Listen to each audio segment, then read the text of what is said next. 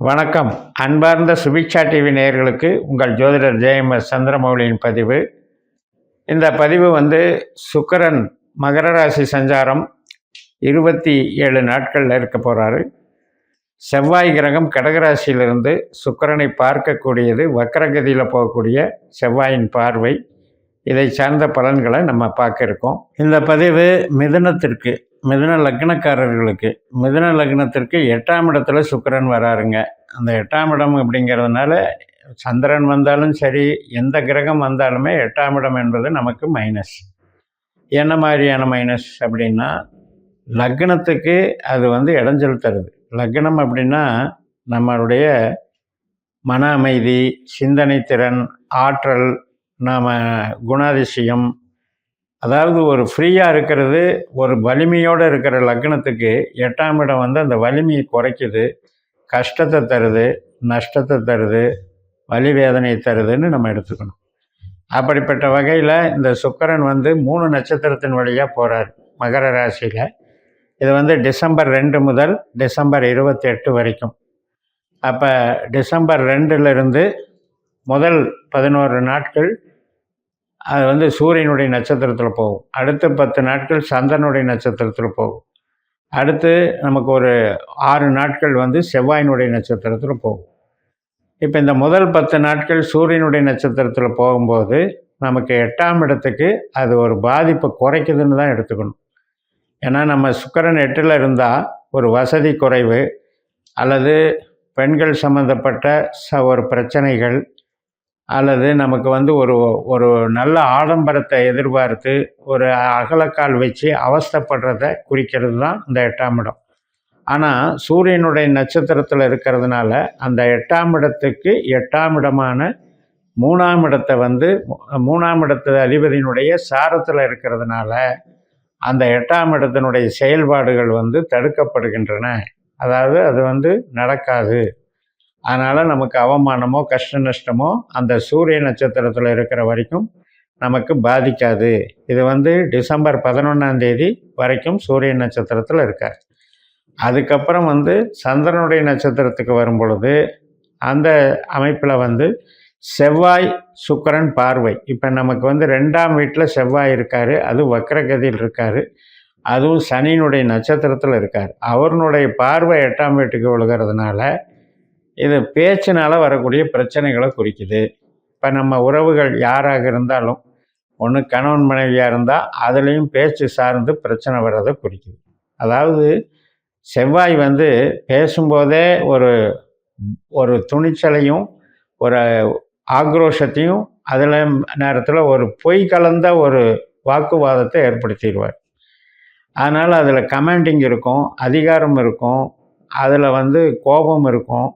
அது ரசிக்காது. அதனால் என்ன ஆகும்னா, ஆப்போனண்ட்டில் கணவனானால் மனைவிக்கும், மனைவியானால் கணவனுக்கும் ஒரு ஸ்ட்ரெஸ்ஸு உருவாகும். இப்போ 2ஆம் வீட்டில் இருக்கிற செவ்வாய் நம்முடைய லைஃப் பார்ட்னருக்கு 8ஆம் இடமாக மாறுது. 8ஆம் வீட்டில் இருக்கிற சுக்கிரன் நம்ம லைஃப் பார்ட்னருக்கு 2ஆம் இடமாக மாறுது. இந்த 2ஆம் இடமும் 8ஆம் இடமும் கனெக்டிவிட்டி ஆகும்போது அதில் ஆணுக்குண்டான களத்திரகாரகனான சுக்கிரனும் பெண்ணுக்குண்டான களத்திரகாரனான செவ்வாயும் அது பார்வை பார்த்துக்கிறாங்க. அப்போ இந்த திருவோண நட்சத்திரத்தில் சுக்கிரன் இருக்கக்கூடிய அந்த டிசம்பர் 11லிருந்து டிசம்பர் 22 வரைக்கும் அந்த 11 நாட்கள் இதை கவனமாக செலுத்தி நம்ம பார்த்துக்கணும். இப்போ உழைப்பு பண்ணிகிட்ருக்கோம் அப்படின்னா அதில் ஒன்றும் பெருசாக பாதிக்காது. ஆனால் முதலீடு போட்டு உழைப்பு பண்ணுறவங்களுக்கு அதுக்கு நஷ்டத்தை கொடுக்கலாம் அப்படிங்கிறத பார்த்துக்கணும். அதே மாதிரி கடன் வாங்கி ஒரு முதலீடு போட்டு ஒரு ப்ராசஸ் புதுசாக ஆரம்பிக்கலான்னு இருக்கவங்கெல்லாம் இந்த டைமில் செய்யக்கூடாது.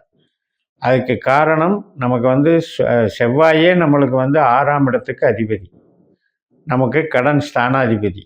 அதே மாதிரி சுக்கிரன் என்ன தான் 5ஆம் இடத்துக்கு அதிபதியாக இருந்தாலும் அவர் 8ல் போய் அவர் மைனஸாக நிற்கிறார். அதனால் இந்த வகையில் இது வாக்குவாதம், உறவுகள் ரீதியான வாக்குவாதம், கஸ்டமர் ரீதியான வாக்குவாதம், அல்லது புது காரியங்கள் இந்த மாதிரி செய்யும்போது நஷ்டப்படுறது இது குறிக்கிறதுனால இந்த அவாய்ட் பண்ணிக்கணும் இந்த விஷயத்தில். அதுக்கப்புறம் 23ஆம் தேதியிலிருந்து 28ஆம் தேதி வரைக்கும் ஒரு 6 நாள் செவ்வாய் சாரம் வாங்குகிறார். அப்போ அந்த செவ்வாயினுடைய நட்சத்திரத்தில் போகக்கூடிய காலகட்டம் அப்படிங்கும்போது நமக்கு வந்து அது ஓரளவுக்கு வேலை செய்கிற நபர்களுக்கு சப்போர்ட்டாக இருக்கும். கடின உழைப்பு தான், ஆனால் இருந்தாலும் இப்போ ஓவர் டைம் கிடைக்கும். அதனால் நமக்கு ஒரு பெனிஃபிட் இருக்கும். ஒரு வேலை செய்கிறதுக்கு ஒரு ஆப்பர்ச்சுனிட்டி கிடைக்கும். அதே மாதிரி நமக்கு மனசுக்கு எதிர்பார்த்த விஷயங்கள் சிலது நல்லது நடக்கும்.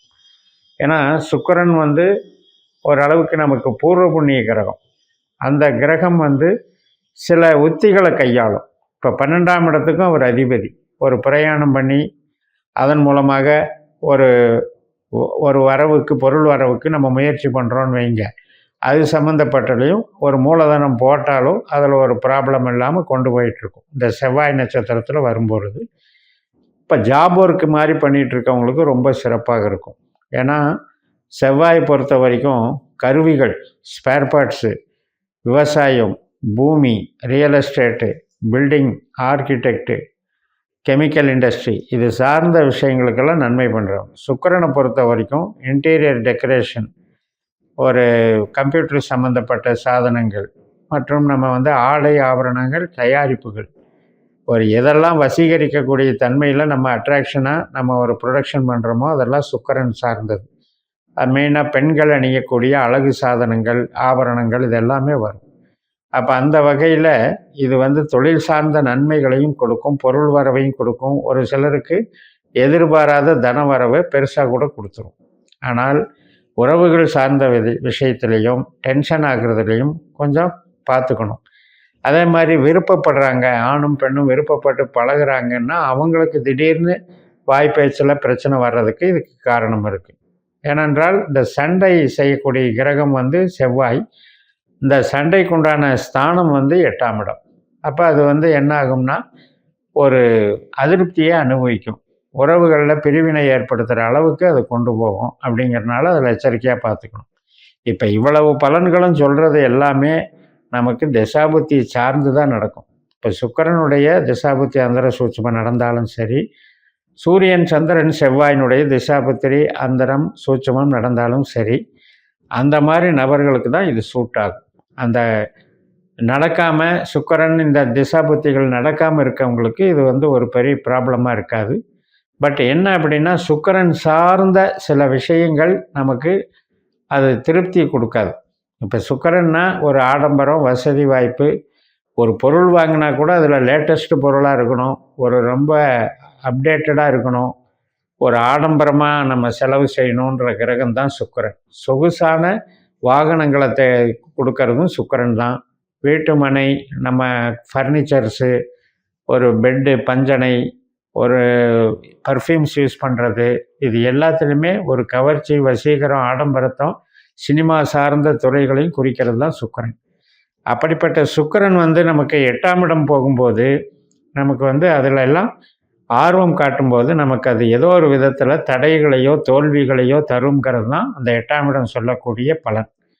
அதனால் அதில் கரெக்ட் பண்ணிக்கணும். அந்த சூரியன் நட்சத்திரத்தில் போகும்போது அந்த 8ஆம் இடத்துக்கு உண்டான பாதிப்பு பெருசாக இருக்காது.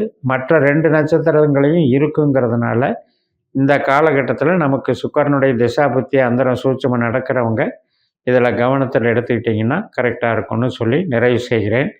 இந்த சேனலை சப்ஸ்கிரைப் பண்ணி ஷேர் பண்ணுங்கள். உங்கள் தனிப்பட்ட ஜாதக பலாபலன்களை என்னுடைய வாட்ஸ்அப் நம்பரில் தொடர்பு கொண்டு பலன் பெறுங்கள். உங்களிடமிருந்து விடைபெறுகிறேன். உங்கள் ஜெயம் எஸ். நன்றி, வணக்கம்.